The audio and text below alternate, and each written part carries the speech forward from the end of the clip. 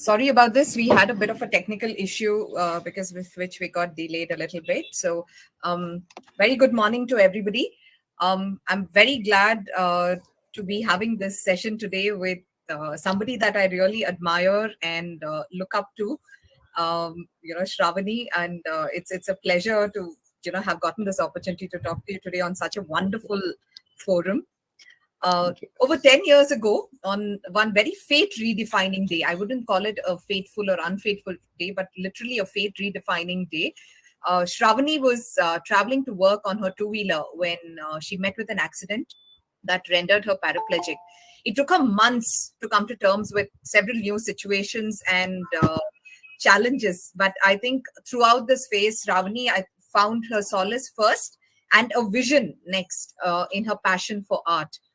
She not only experimented with various media, if I remember well, I think I've seen her artworks using oil pastels, point pens, sketches, and a lot of other, mediums.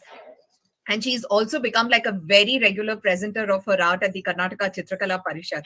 Even more, her efforts were identified by none other than Radhika Hormuzji, who is the great-great-granddaughter of the great Sri Raja Ravi Verma.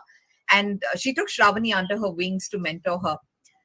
In March, just about a month from now, Sravani also organized this art exhibition for artists with disabilities, where over 25 artists with various forms of disabilities, right from being paraplegic to spina bifida to having Down syndrome, autism, they all displayed over 150 paintings using various mediums of expression.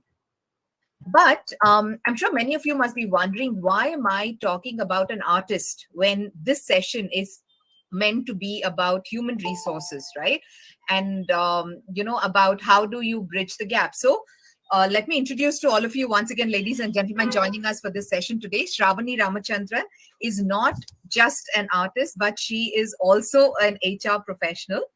Having completed her master's in human resources for business administration from Christ College in Bangalore, Sravani has played very important roles in the HR functions of her organization. So today, she is a very, very integral member of the people transformation team at IBM.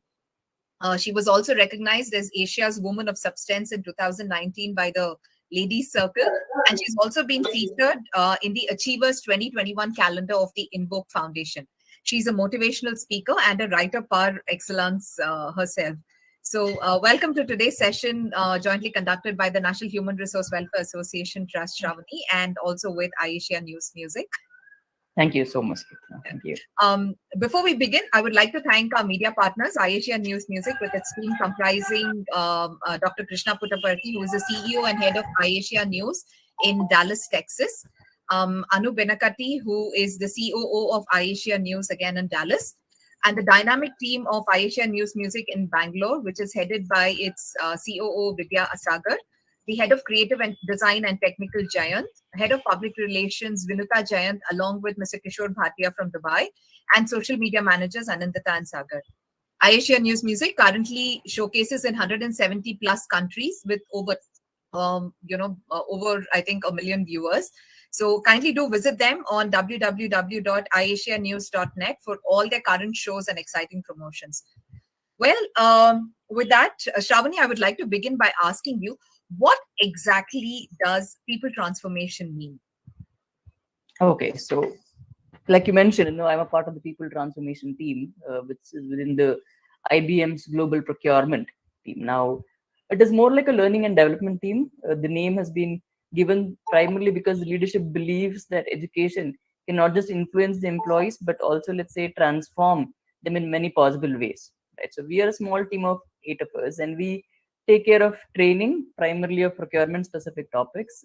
We help the procurement professionals enhance their technical skills via our live collaborative classes, right? And we work on building and maintaining an educational platform, right now called the Procurement Academy, which is meant to be, let's say, a one-stop shop for all procurement education.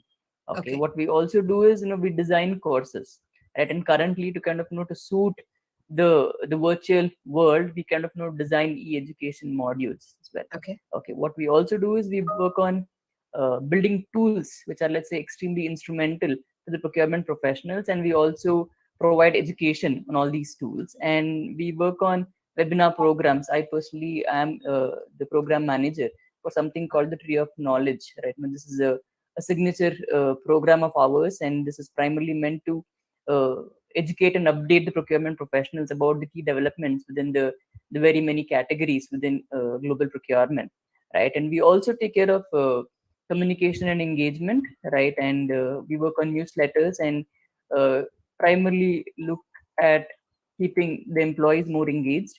And we also, of course, knowing how important NPS is, that is the Net Promoter Score, right? We kind of work on the metrics to kind of find out about the satisfaction of all our customers and our stakeholders, and we see how best we can work on improvising that.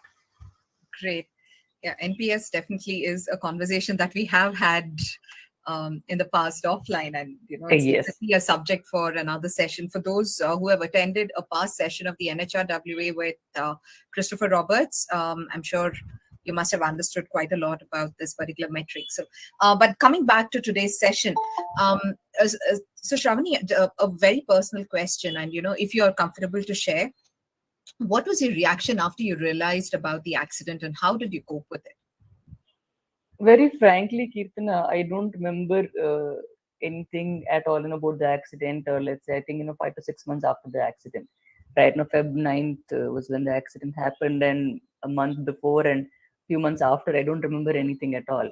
Right, but later, 6 to 7 months later, of course, I could see that things had changed, and life was not going to be the same, right? And of course, I had my family, kind of, my family and my friends being there to kind of, educate me, right? And also, thanks to the internet, you get to find out so much more, right, about things. And so I started, in fact, I remember this one particular instance when I'd gone to the hospital, and I was talking to one of the doctors. Up until then, I had not really heard the word paraplegia, right? So that was the first time I heard the doctor mention that. So I kind of came back and I started researching more and more about the topic, and I started uh, finding out more about other people who are, let's say, facing a similar plight as mine. So initially it is all too overwhelming, so the plethora of concerns don't make things any easy, right? And some common questions that I asked myself, and I was also asked, were primarily, what does it mean to be someone with a spinal cord injury, right? Now, how do I deal with the aftermath, physically and emotionally, right? Now, how different is life now going to be, right? Now, can I really lead a productive life? Is independence now a distant dream, right? And how can I cope with the lifelong adjustment process, and how do I go about handling the identity crisis which kind of comes along? Eventually, I mean, gradually, initially these were the concerns. Gradually, kind of start learning to cope with things. I started trying simpler things by myself. I started redefining what achievement and independence to me was. right? Trying smaller things and succeeding at them, kind of, gave me immense pleasure. Simple thing like, being able to sit up on the bed by myself without any support was like, it gave me some sense of achievement, right? I redefined, like I earlier mentioned, what independence was. If I'm able to shift to the wheelchair by my own, and if, let's say, I'm able to go on a stroll by myself, that, right, was some sense of achievement and accomplishment, that kind of, was independence to me, right? I started, work on the why me phase. You kind of try to get over the why me phase. It's not easy, but you kind of, do everything possible to get over that phase. And I also slowly started re-establishing myself, be it within the family, within friends, or within the external circle, or even at the workplace, right, in the community as well. I kind of started, right, small steps, really helped me, and I consciously started, let's say, working on some key habits, and I resumed working on many of my earlier interests, right, and eventually, of course, I learned to cope with the realities of life. All these, the initial and the gradual phase, helped me kind of, cope with things a lot better, come to terms with reality, right? And then I started looking at, living a meaningful life with the disability, right? That is what was important, that we acknowledge the disability and kind of try to work uh, better, with the disability, and work on a life that kind of gives us some sense of purpose and accomplishment, right? And I, of course, started working on regaining independence and integrating myself back in the community, trying to see how uh, I can help others who have faced a similar plight. Because,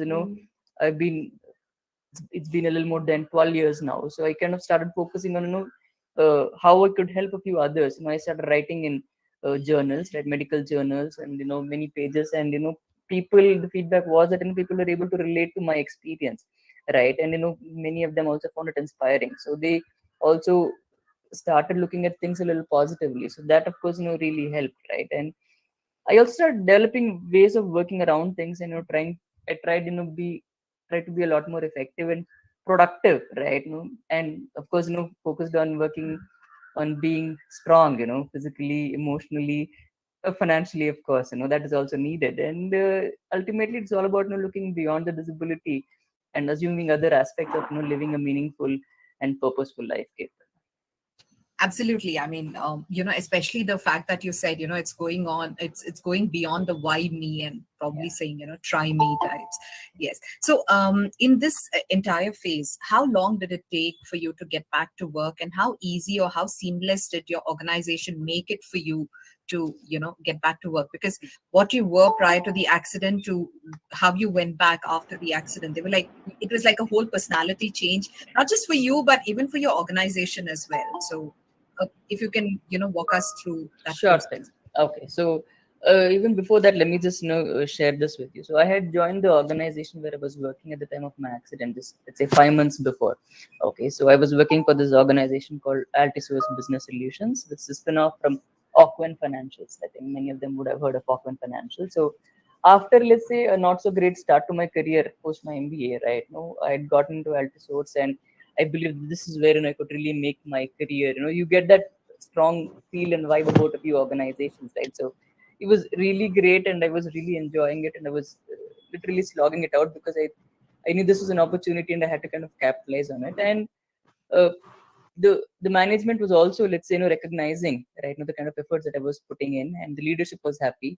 And in about a month's time, I was to be made a permanent employee. That, of course, meant double the salary and additional benefits, and in some sense, some kind of job security. And that is when, of course, the accident happened, and that, of course, changed the very trajectory of not just uh, my career, but also of my life. Right now, I had a break of about a year. Right now, I had to undergo multiple surgeries, and there was a break of about a year's time.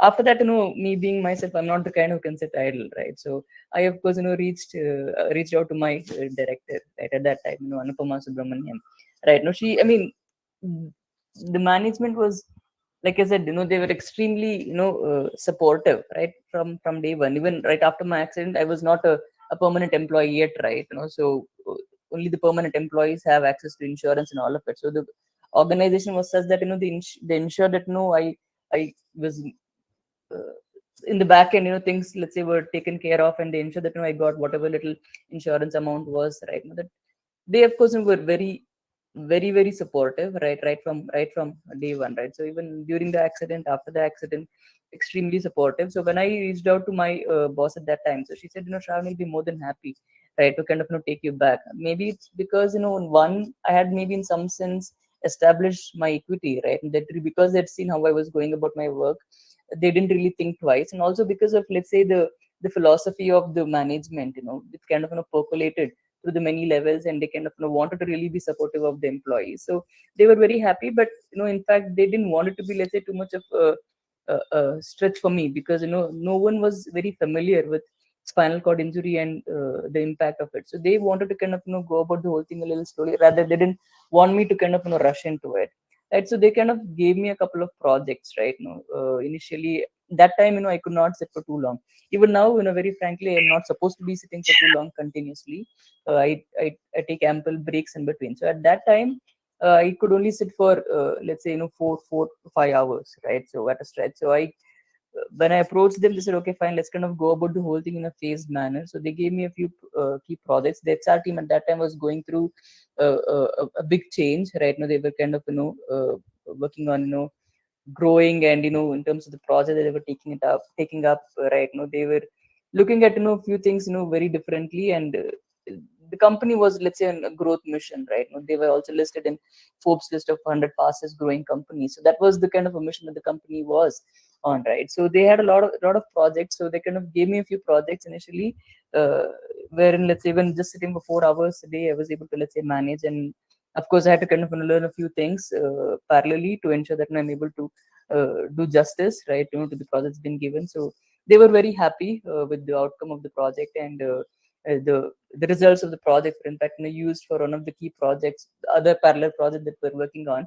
So that really helped. And after that, when my condition got a little better, I was able to, let's say, sit for a little longer, right? They thought, I perhaps will be able to take up something more impactful, right? So they gave me, I was included in the talent acquisition team. I was kind of working on the internal job postings initially, and after that, as I was able to sit for longer, I was working on the actual hiring, right? So I was a part of that, and that was a good thing. Initially, when like what marketing is, like what sales is to marketing, recruitment is to HR. I mean, I'm pretty sure many of them would agree with that. As much as we don't really like to, that is how it usually is. So I had my qualms about, let's say, joining recruitment. This was, of course, maybe before my accident. So after my accident, I, let's say, had, let's say, some apprehension, but the very fact that I was being given something to kind of work on, that kind of changed my approach. And these projects that I worked on were also with the recruitment process, right? And so I was kind of more than happy to kind of join them. And surprisingly, I seem to have, let's say, some kind of a flair in terms of talking to people and being able to close some of the open requirements. Some of the positions that weren't being closed by some of my seniors in the team, I was able to close them. So I was, of course, happy, and so was the management, right? So that was great. And they were, of I course, think very at Hmm. the end of the day, I think it was all about showing that empathy, and it's very different from sympathy. So Oh where yeah, you empathize, and then you kind of make the entire work situation so conducive for your staff, yeah. right? Just to kind of add on to this, so between your recovery and your return to work, I do remember we had a past conversation, and you did talk a lot about how you kind of got to art in those few minutes, and slowly, as the minutes, as you said, kept increasing to about an hour. So why was it art, and why was it primarily drawing? What was it that went on in your mind that you found solace in art? Uh, Before my accident, Geeta, in my school days and my college days, I used to sketch a little. I used to, maybe not continuously, but I used to sketch. And let's say, I had a decent flair. I think I got it from my father, who's also good at it. And but of course, eventual MBA and the corporate life didn't really give me much time to kind of go behind this hobby, right? But then later, after my accident, I had all the world's time, right? So, and at that time, I didn't really want to be, let's say, sitting in front of the TV, right? And in fact, at that time, I still remember, right? No, this was just a few months after the accident. I couldn't sit for too long, not more than 2 3 hours. So we actually had someone who used to come. He was an ambulance driver. He used to come, lift me. He and my father, they used to lift me from the bed, put me onto the wheelchair, because ultimately I had to kind of get used to sitting on the wheelchair for longer. So they used to lift me and put me onto the wheelchair, and he used to come back after 2 hours, and they used to put me back. And we used to pay him for those 2 hours. I mean, talk about humanitarian grounds. That perhaps is a different topic altogether. But we used to pay him, right? So that was really pinching me, right? No, and I didn't want that to kind of go waste. And I didn't want to be just sitting in front of the TV, right? No, my parents of course ensured that they put a TV in my room itself, but I didn't want to just sit and watch TV. So I used to go and I started sketching. Like 2 hours I'm sitting. Like I've got to make it count, kinds. It's got Right. to be worth the time and the money also that's going in, right? So it started with that, and I started doing it on a very regular basis, right? And I realized that I hadn't, let's say, lost the flair for it. I started doing it on a very continuous basis, almost every day, right? And as I got better, I started trying out charcoal, and then I moved to pastels, soft pastels, and then eventually I wanted to work on oil painting as well. And of course, like you mentioned, I was lucky to kind of have great teachers like Radhika, right? And also had another teacher, Prakash. He used to come home and he kind of helped me with the basics of oil painting. When I started with oil painting, I used to paint. I love the medium so much that I started doing it almost on a daily basis for about three Wow. and a half to 4 years continuously. So that really helped me, and it also perhaps metaphorically, maybe kind of a reflection on the face. And initially it was just very much stuck to sketching, and acrylic also just doing black and white, and charcoal was very much all black and white. So eventually I kind of perhaps once I was getting better, slowly kind of moving to pastels. That was perhaps the transition period, and then move to the world of color, with oil paints, right? So that is how it's been. In oil, in many ways, it kind of helped the whole the art journey. In many ways, helped me bring back some color literally to my life, right? So Wow. that is how it has been.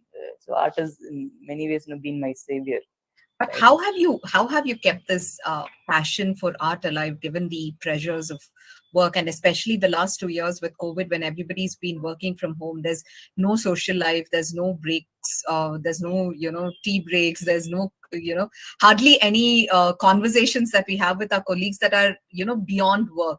So how have you kept that passion alive through this process? And has your organization played any role in giving you that leverage to keep your passion alive? Okay, perhaps no two separate things, right? Now Yeah. because let's say I kind of realized how instrumental the whole my hobby has been, which kind of course went on to become a passion, and I didn't want to, of course, stop. So of course it was a very conscious effort on my end, and what worked for me was the fact that in my current organization, that is so I kind of work in the evening shift, right? So I log in say by around 2:30 p.m. or 3 p.m. So I have the morning time, right? And I make use of that time to kind of work on my art, right? Even with the earlier organization, I used to work in the afternoon, so I used to have time in the morning.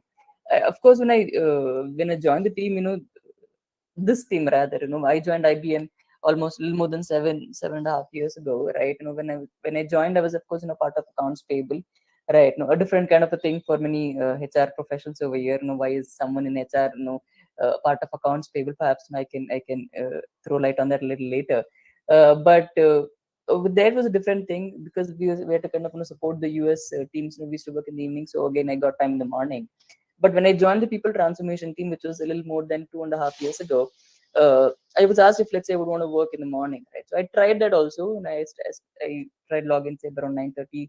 But because I had to kind of work with my counterparts who were in the US, right? I used to kind of stay logged in for much longer, right? So it didn't really make sense to me, primarily because you're logging in sooner and you're logging out so much later, and in between you're losing so much time. So of course, and that wasn't, let's say, the most conducive for me, because I was not left with any time to kind of work on my art. Right now, it was only the weekends, and as you know, weekends something other is always there. So of course, I approached the management, and they said, if logging in later is going to work for you, then that is really fine with us. And as long as, let's say, you're taking care of the work that has been assigned to you, it's not a problem for us. So, and also because even if you have to look at it from the organizational point of view, right now I was shadowing, I was kind of working with one of my team members in Brazil, right? I had to kind of shadow him to kind of understand how he's going about one of the key processes. And I was also working with another lady in EMEA, right? So considering the time differences, it seemed to be only practical for me to log in a little later. So the organization was, of course, an extremely, okay with all of this. And another thing is this, Kirtana. So IBM, is one of the the pioneers in this whole, supporting people with disabilities, in terms of their employment, right? So the whole work from home thing, the work from home culture, which perhaps is new to many organizations, thanks to COVID.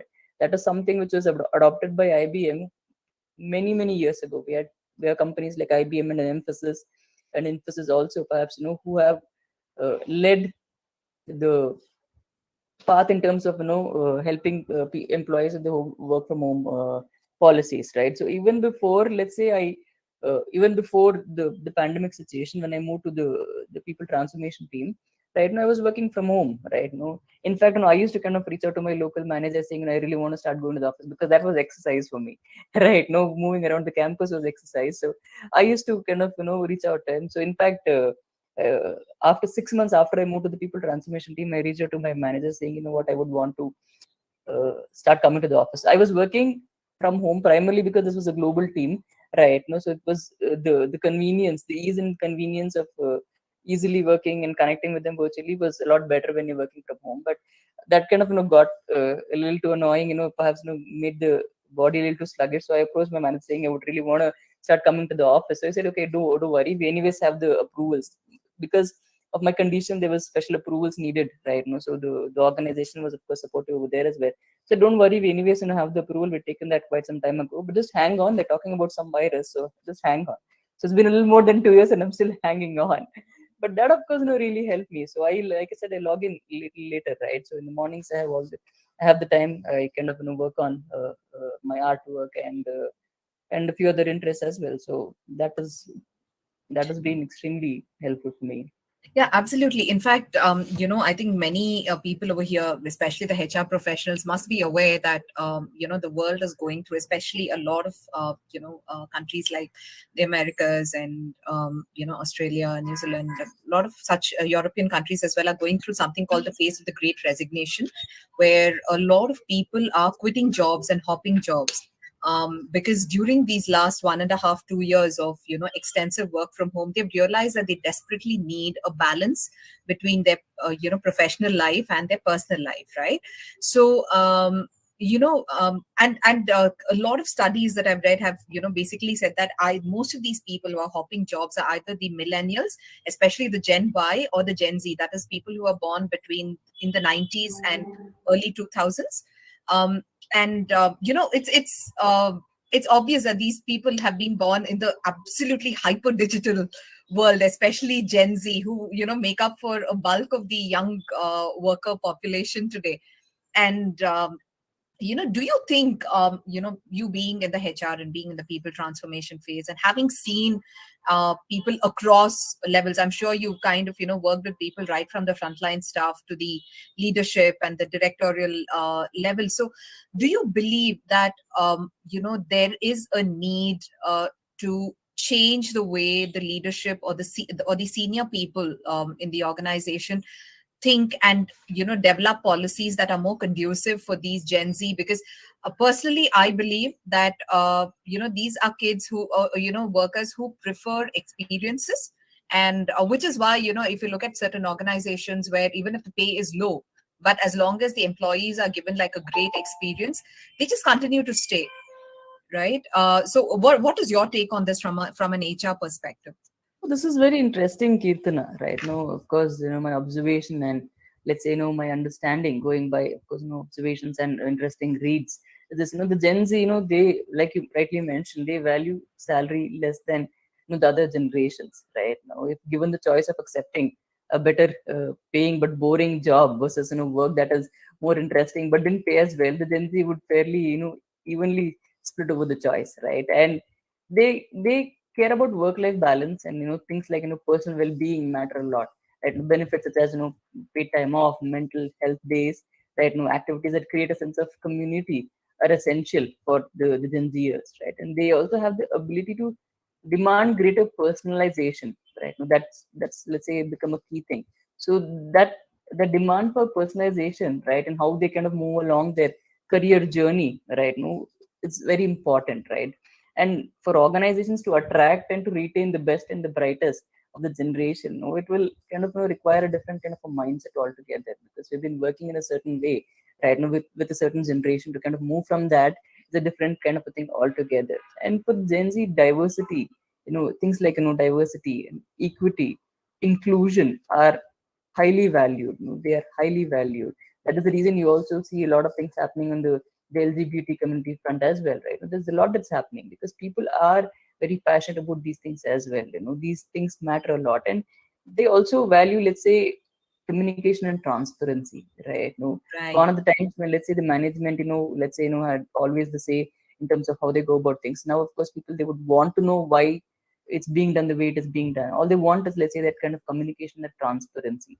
So I would say, to attract Gen Z, or let's say, to kind of, go about things a lot better, employees need to kind of adopt uh, a speed of evolution, right? That matches the external environment, right? Considering all that is happening, they really need to kind of, relook into their very approach, right?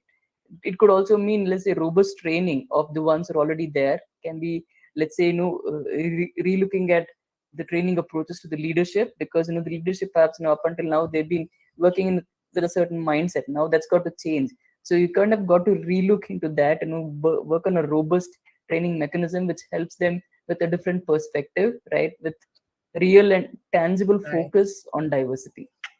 Absolutely, absolutely. And I think what you said was so true. There's always this, apart from this need of instant gratification, I think it's also about the fact that, they are people who are looking for, the need to make a difference. Yep. Yeah. And it's very important, especially for HR professionals and for the leadership of organizations as well, to start coming together and creating policies wherein you allow your younger staff to make the most of their lives, is what I can like possibly put it in their own words. So before I open the floor to questions, I have one last question from, I'm sorry, before I open the floor to questions from our audience, both at the NHRWA forum here as well as our online audience. One last question from me, Shravani. So, how important is it, do you believe, that for corporates to encourage their staff to pursue their passion? And, how do you personally believe that this can help, increase the retention of staff within an organization? Okay, sure. So, Kirtana, let me just quickly, just perhaps, a couple of things about, let's say, going behind one's passion, right? So, what it does is, it kind of gives you a sense of purpose when you're going behind something you really want to, right? No, it gives you a very strong sense of purpose, like I mentioned earlier, and it instills something bigger and greater than just yourself, right? It kind of, pushes you to kind of pursue what you really really want to, right? That is what passion does, and that kind of helps you in being a lot more happier, right? People who are, let's say, going behind what they really want to, are the ones with a little, let's say, an elevated state of mind, which has a direct impact on the way we go about things, be it personally or professionally, right? And what you're doing doesn't actually feel like too much of work for you, because this is what you really want to be doing, right? No, it doesn't seem like additional work, and you're not really dreading every day, because there is a different kind of energy and enthusiasm, right? And you see that if people are going about things with a different kind of fervor altogether, and that kind of helps you in adding more value to what you're doing. So it's not about just doing something just for the sake of doing, or saying this is what is expected of me, so I'll just do this, right? People who are passionate, they, of course, it could be of things outside of work, but that is kind of rubbed on to their professional personas as well. So they kind of start giving in a lot more, right? That extra kind of comes in, and that is not really expected, but they see, they voluntarily kind of do that. It kind of becomes, let's say, a part of their the way of work, rather. So there's, you see them giving in that extra, and that extra really really helps, right? And it one, of course, in terms of the productivity and quality of work that is, let's say, coming, uh, yeah, the quality of work that is being shown, right? And eventually recognition. So these things really help the employees, right? And it also, let's say, go, when you're going behind your passion, right? You become a lot more persistent, because that so if you fail at something, you can't just kind of give up. You kind of work around the obstacles, and you kind of look at how you can address things a lot differently, right? So that kind of helps you with persistence and resilience, and these are key things which are needed at the work front. I'm just kind of linking the two, because I'm kind of trying to kind of show how these are really important in the workplace, right? And when there is, let's say, how do you say, when there is a direct impact, when the employers can see that the passionate employees, right, let's say have a better productivity, if let's say they are able to kind of help you with better results, why not encourage them? All you need to do is just kind of give them the platforms, or if you're not able to give them platform, just let them be, encourage them to be what they are, to kind of go behind what they want to, right? And there have been studies which go on to reveal that passionate people are a lot more kind of inclined to work on self improvement, right, to increase their chance of success, right? So when there is a direct impact on the employee's productivity, which has, let's say, a bearing on the the results, that is what is needed by the organization, why not, right? So when the employees are encouraged to go behind things they're passionate about, right, the possibility of them sticking around for longer is much higher, right? And that kind of answers the retention question, correct? I completely agree with you on this, because even personally, whenever I've gone for a job interview, which has been very rare in the last many years, um, the first negotiation that I have across the table is, I need this much time for myself in a week, beyond the work hours, to do what I want to do, and these things are what I do. I write, I do this, I do that, and only if you're okay with it, I'm going to go ahead. So it's all about ensuring that you have your own personal growth. And as you rightly said, people who are passionate about something, they do try to put in their best into everything that they do. And more importantly, when an organization shows that they care for and they value their staff, definitely the amount of loyalty that you get from your staff as well towards your organization, just increases manifold, right? Great, Shravani. It was a very interesting conversation. So I would like to now open the floor to questions. Any of our audience who would like to ask Shravani anything about, the HR policies, or how do you break this generation gap and, bring in a lot more cohesion between your senior leadership and your, young staff, please feel free to shoot your questions.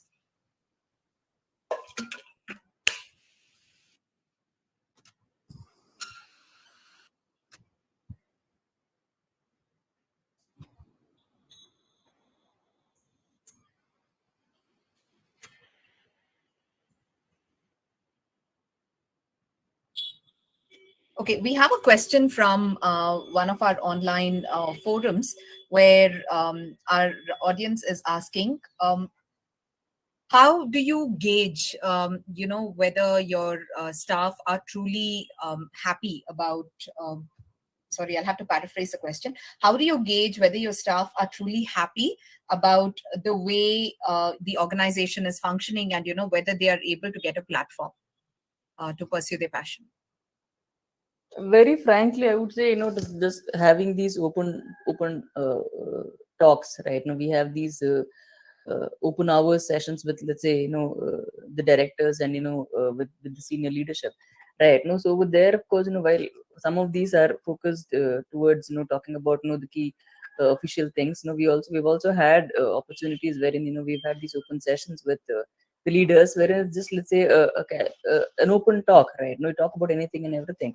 That's the directors, they actually ask you, literally ask you, let's say, how happy you are with things, right? They ask you these questions because they too would want to kind of understand, right? How happy the team is.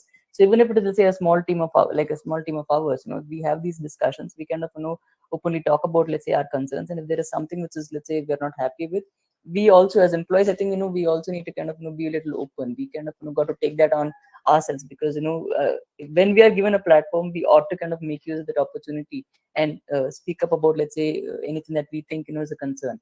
So we have these open hour sessions, which have really helped, right? So I think it's about, let's say, having these initial talks, and also have a look at, let's say, I mean, of course, work on all these, the trend analysis that can be done, right? Track the productivity, right? Definitely, you can see the dips and you can see the highs, right? And if, let's say, there is too much of a dip, then have a good conversation and try to kind of understand if, let's say, there is anything at all that is, let's say, bothering them. I think these things have really helped, right? I Kirtana, very frankly, I haven't been able to let's say, really work on these things, because my line has been a little different, and I've been part of this team for just about a little more than 2.5 years, right? So I haven't really gotten a chance to kind of get into this particular thing in detail, but but that's what's being done within the organization. We have these open hour talks, and that's really helped. Right. Vijay Lakshmi Iyer asks, I would like to know about the HR analytics. So is it a really booming concept now, and will it help bridge the gap? Well, I do think it's a booming thing. It's catching up so much, and all these days, the focus of HR has been on people.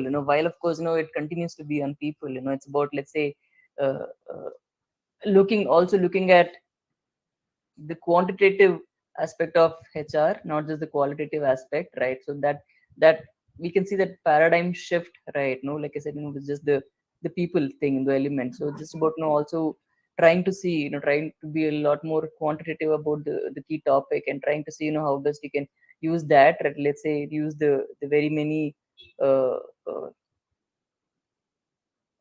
associated, the HR tasks, how we can, how, let's say, you can convert that into something which can, let's say, be quantified, and also looking for the key terms. Sometimes you kind of, you're looking for the term, you Yes. don't get it. I'm not getting it, please pardon me. But no, it is about that. There definitely has been a paradigm shift, and I think that is something which is really, really picking on. We have many organizations, really kind of, taking the lead on that front, right? And that is something, which is proven to be extremely helpful, right? So you have, of course, if HR analytics is kind of going out to show performance is a lot better, if it's going to reflect on employees productivity and ultimately on the company's performance, then why not? Yeah, we should really be supportive of that, and we should really embrace that and take that as a new learning, and perhaps the way forward, yeah, for us, HR professionals. Right. So Sailaja here asks, she's into talent acquisition. So she wants to understand what is the most effective modern recruitment strategies, and how do you effectively grab potential candidates? Okay, Shailaja, I'm really sorry, but I got off talent acquisition quite some time ago. But now, of course, I think one thing, I can, of course, perhaps just share with you, going by, let's say, my observations and my reading has been this. People now, the Gen Z, right? There's so much, onto social media.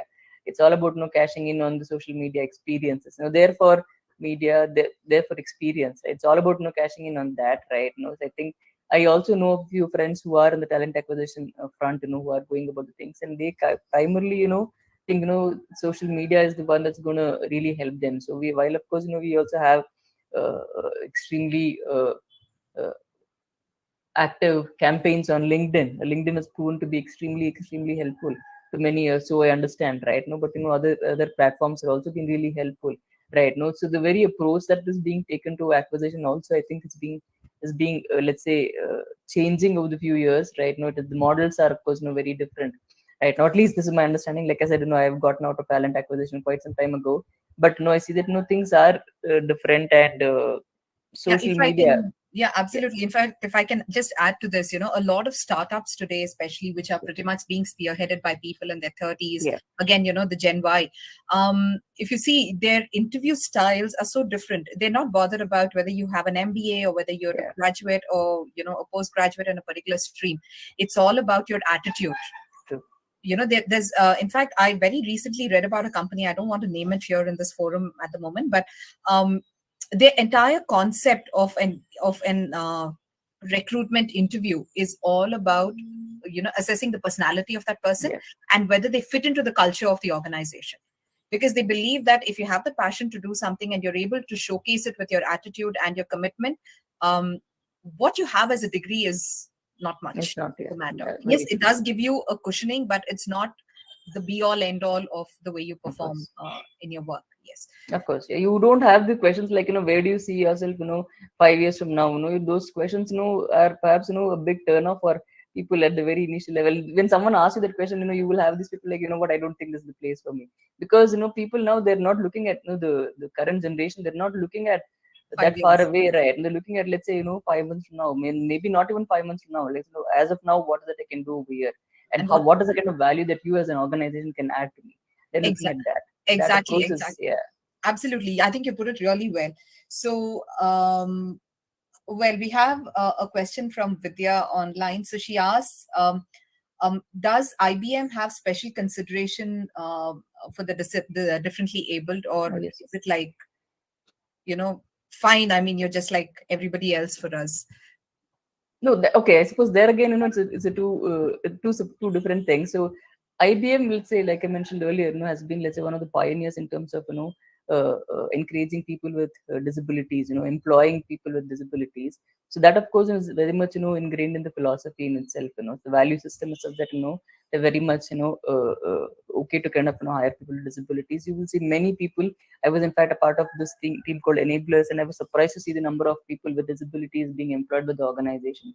And being a tech giant, they kind of work on all kinds of tools which will make life of many people, be it visually impaired ones or people with speech and hearing impairment. They make their lives so much easier, right? And they're also working on tools which help them, right? So that is one thing. And on the other hand, if you're talking about you being considered as, let's say, one of the others, I don't suppose people with disabilities would want that kind of special treatment when it comes to uh, uh, the recognition, or let's say the basic acknowledgement of the work that is being done. We don't want that. No, okay, maybe in terms of the hiring, considering all the challenges, perhaps if you're given that the additional focus, at the time of hiring, that is really okay. But otherwise, we would want our ability to kind of speak for itself. We would want our work, our talent, right, and to kind of speak for itself like the many others, right? We wouldn't want that kind of a soft spot because of the disability. That would perhaps be the last things that we would want. And IBM definitely stands for that. And IBM and few other organizations are also like that. Let the talent speak for itself. Absolutely, it's all about empathy over sympathy. Yeah, great. So with this, Shravani,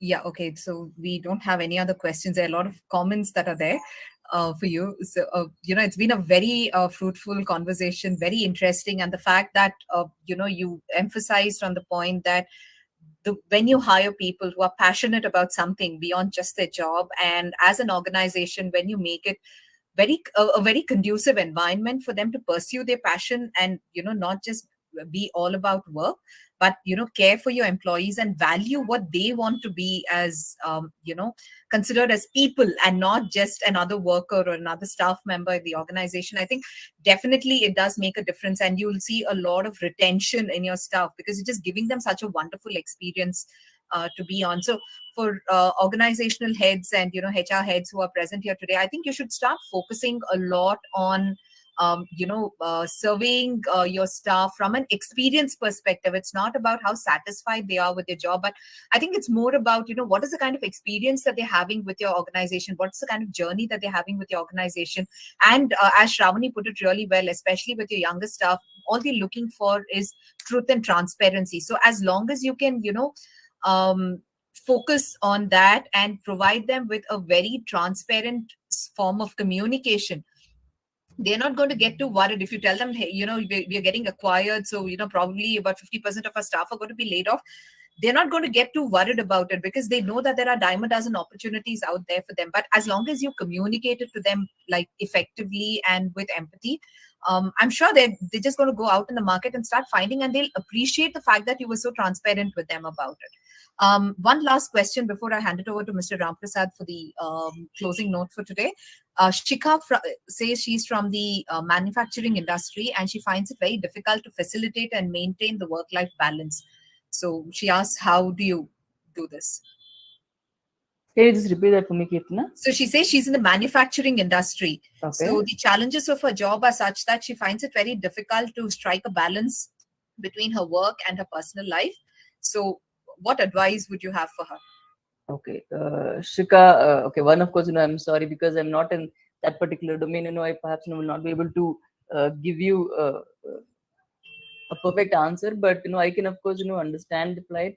So all I would say is, while of course, you would be trying to juggle between your work life and your personal life. All I would say is, I suppose it calls for that conscious effort from our end, right? Just kind of see, how we can perhaps, work around a few things, very, very consciously, Shika, right? It can, even if it is, let's say, about just giving you yourself, if you're looking at, let's say, your personal time, if it's about, let's say, doing something a little differently to kind of ensure that you have that at least that half an hour that you can invest in yourself, which is definitely going to help. I think you should. I think it primarily calls to that conscious effort, Shika.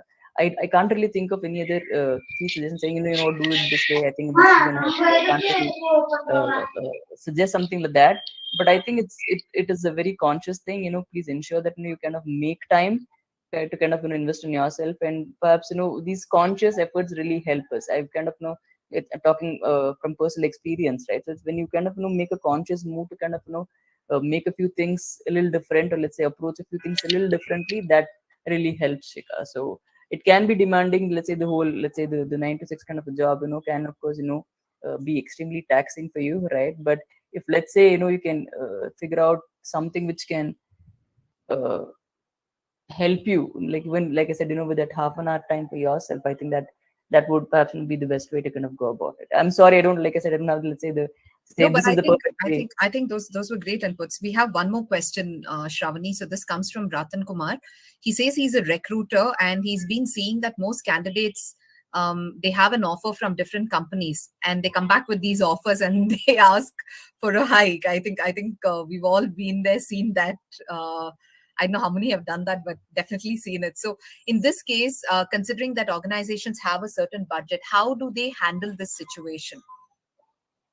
Okay, so I too, like I said, for a while I was working as a talent acquisition specialist. So I've been there, right? Have to handle candidates who kind of took our offer, and they then very use that, let's say, as a negotiation thing to kind of go to other company with, I mean, with a demand for, of course, a higher pay, right? Of course, and I think this is where all the newer policies that companies are embracing about, let's say, the additional benefits, right? No, while of course salary is the key thing, right? No, people would, of course, everything said and done, salary is a huge factor, right? No, but I think all these additional benefits that are coming along with the jobs, I think they really matter, right? No, and like we spoke about, a few a, a few minutes ago, right? No, the for the people currently, it's about, let's say, what is the kind of experience that you can give them, right? No, it's like now it's like it is.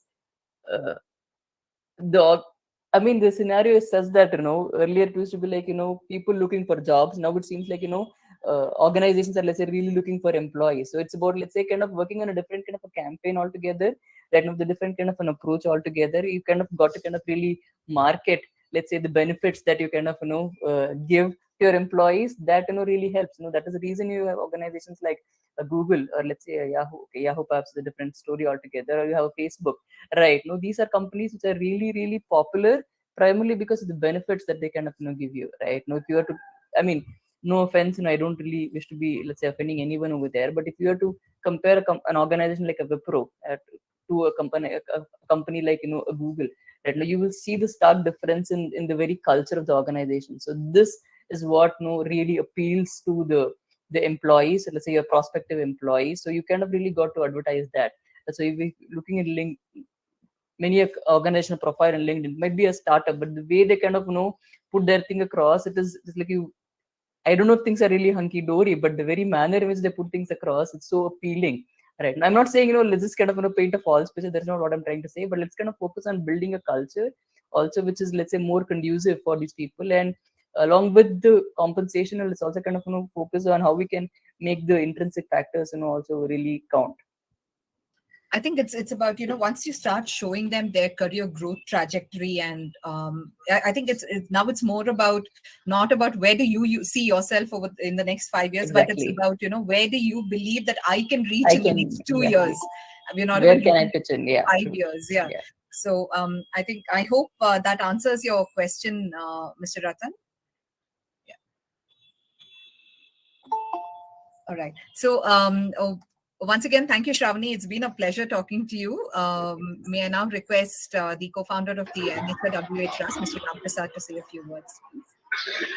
Yeah, thank you very much. And first of all, thank you, Sravani Ramachandran, for your time. And really, it was very interesting. Uh, the professional life is one everybody is going through, and handling professional life and a personal life and achieving both is literally great. And you're adding each and every time one feather to your cap and achieving. I wish you all the best and Thank you so much. great going. And, Thank you so much. Thank you for having me here. Literally inspiring, no? It's not just somebody painting or somebody got hobby. Maintaining hobby or having that hobby, continuously doing it, and every day sitting for an hour or two, sparing the time for your hobby and sparing the time for your professional life. It's not that easy, just for people to say that, no, I wanted to have a hobby. Having a hobby and continuing hobby and maintaining that and achieving in that, it's great. Really hats off to you. Thank you so much. Nevertheless, thank you very much, Kirtana, for your, as usual, excellent smiling, and the way you handle the things is so great and very nice. Thank you for having me back every time. It's our pleasure. And I would like to thank all the NHRWA members on behalf of NHRWA staff. Thanking you, all the people. And I request NHRWA members or rest of the other members who are in the HR fraternity, and you can give us the input that what type of people you would like to want it, or what type of questions you wanted, or what type of challenges you're facing. You can give us, so that we can come with people who are in that area, or we can have that type of discussion. It will be more useful. It's basically what we are doing is for the benefit of the HR people. So you can ping me in my personal window and share your thoughts and share your requirements. So we love to match your requirements, or your inputs is really required. So thank you all the people, and thank you iAsia for live going for 200 plus countries. It is something great, and we are thankful to iAsia. And thank you all, and we'll see you next week, next Saturday, with another excellent speaker. So thank you very much. Thank you, sir. Thank you so much. Thank you, everyone. Have a lovely weekend ahead. Thank you. Thank you, sir. Thank you, Ramesh. Thank you, madam. Thank you so much. Thank you.